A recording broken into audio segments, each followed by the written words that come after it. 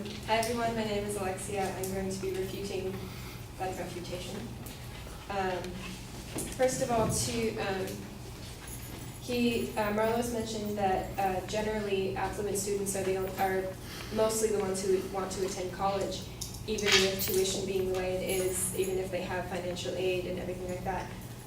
According to a poll by the Huffington Post, a majority of those surveyed, 53%, agreed that a college education is necessary in order to get ahead in life, compared to those who said it was not. So clearly, this is not the case that affluent students are more driven to go towards the college education.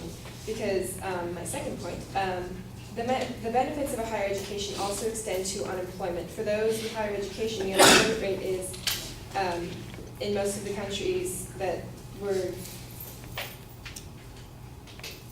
surveyed, was that half of those with a secondary education succeed, and most of them that do are, most of them that succeed went to college. So people know the fact that college is more beneficial to getting a job. It will help you more. So I do not believe that that is correct, that mostly tuition doesn't really matter because mostly affluent students attend college. Students historically have only been able to attend college without any tuition costs because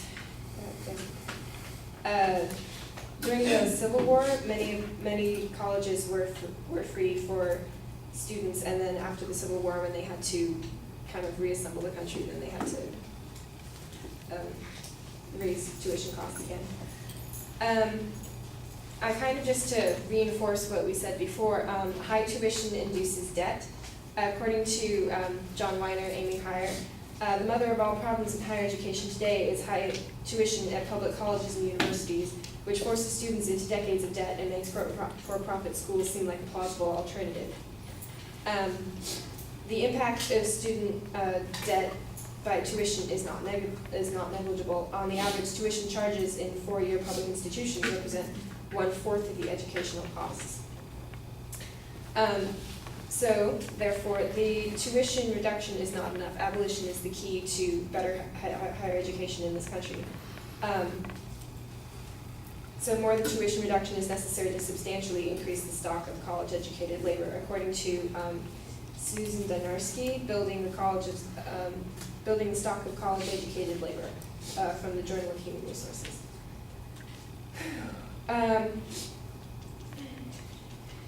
Tuition-free universities exist and flourish today. College is now free in Sweden, Denmark, and Finland, while in France, public universities are free for students from lower-income families, and those from higher-income families pay about $200 a year. European countries serve as a testament to functioning with tuition-free education. In many European countries, in addition to paying no or comparatively low tuition fees, students are assisted by grants, low-interest loans, tax breaks, subsidized services, and family allowances.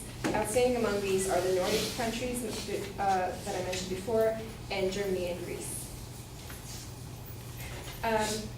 We believe that this would work in the United States because removing or lessening student loans will save the government money in the long run. By eliminating the need for the student loans, the government would save billions of dollars by avoiding the current cost of non-payment of loans, servicing and subsidizing them, and borrowers' defaults. Money for tuition can also be acquired by cutting other costs.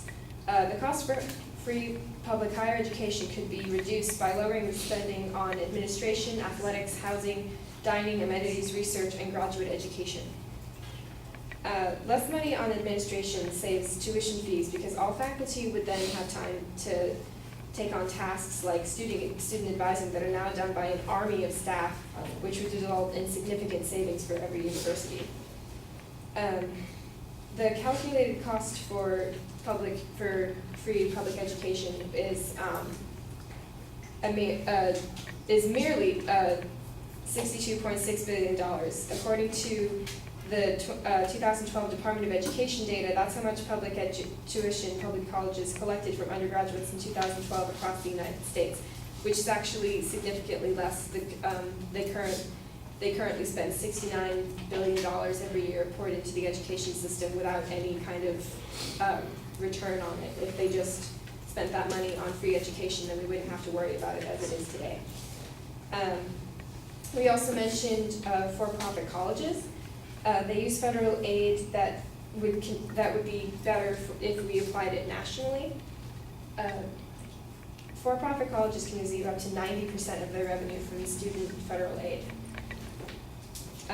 Tuition-free education would remove business as an incentive for colleges to offer education. If we made all public higher education free, not only would we do away with this unjust tax system, but we could also stop the movement of public funds to expensive private and for-profit universities and colleges.